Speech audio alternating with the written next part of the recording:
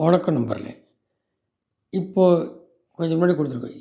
ஏன் அண்ணாமலை இந்த மாதிரினா தனி கட்சி மாதிரி வைக்கிறாங்கன்னா, இருக்கலாம் இல்லாமல் போகலாம். ஆனால் என்ன ரீசனாக இருக்கும்னு கேட்டிங்கன்னா, எல்லா கட்சியிலேருந்தும் சின்ன கட்சியில் ஒரு குடையில் கொண்டுறதுக்கு தான். அப்போ அதில் வந்து சாதாரண மனிதனுக்கும் ஏற்கனவே 10% வாங்கும்போது 10% மேலே இருக்குன்னும்போது அவருக்குன்னு யங்ஸ்டர்ஸ் கூட்டம் இருக்கும். அதில் விஜய் எப்படி கொண்டுறாங்க அது வேறு.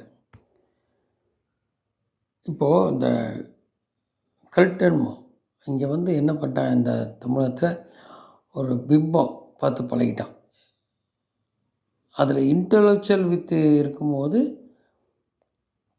அதில் இப்போ சரியான நபர் சினிமா ஏற்கனவே சொல்லிட்டு சினிமாக்காரங்களாம் இது வரைக்கும் போதும். அதில் பார்க்கும்போது இப்போது இன்டலெக்சுவல் சேர்ந்து எல்லா சப்ஜெக்டும் பேசக்கூடிய இவர் தான் வர்றாரு. இப்போது சென்ட்ரல்லேருந்து ஆட்கள் எம்பிஆர் வந்தாங்க. தருள் இவர் தான் கேட்டு விளக்கினார்.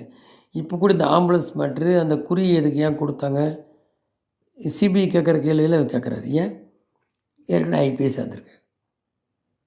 அங்கே எத்தனையோ ரவுடி தப்பி போன ஃபாரின்லாம் போய் பிடிச்சி வந்திருக்காரு.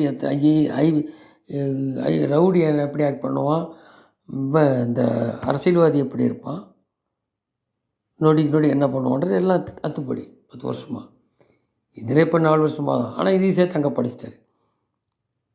இப்போ திருமாவளவன் சொல்கிறாரு, நீ ஒரு அடி அடித்தா கூட 4 அடி வரும், ரவுடியெல்லாம் பார்த்து வந்தவன் வச்சிக்காது நீன்னு சொல்கிறார்ல. இதுதான் சாதாரண பொலிட்டிக்கலுக்கும் அஃபிஷியல் பொலிட்டிக்கலுக்கும் தெரியும். நீங்கள் இந்த ஊழல் நடக்கும்போது பார்த்தீங்கன்னா அந்த முன்னாலேயே அதை பேப்பர்ஸ் கிடைக்கும். எப்படி எல்லாம் ஐபிஎஸ் ஐஏஎஸ் இருக்காங்க.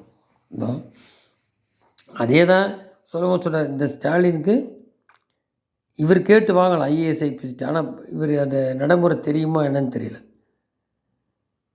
என்னையாச்சு என்னென்னா கருணாநிதி கேட்பார், எல்லோரும் கேட்பாங்க மற்றவங்க. இவர் அந்த மாதிரி தெரியல. இவர் தேர்ந்தெடுக்கப்பட்டவர் ஒருபடி மேல்றது கேட்கணும். ஆனால் இவர் எப்படி அப்ரோச் பண்ணுறாரு என்ன பண்ணுறாருன்னு தெரியல. அப்படி இருந்து தான் இந்நேரத்துக்கு எல்லாம் நடந்திருக்குமே 4.5 வருஷமாக. இது ஏற்கனவே குறிப்பிட்டிருக்காரு நம்மளை.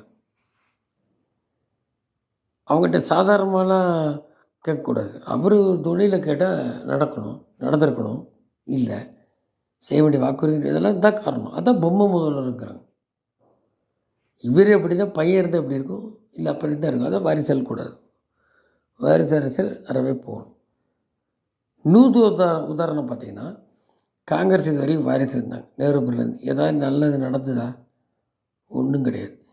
இப்போ இவர் வந்தார், பிடிக்குதோ பிடிக்கலையோ நிறைய வித்தியாசம் நடக்குது. உலகளவில் மரியாதை இருக்குல்ல, அதே தான். அதை அப்புறம் எப்படி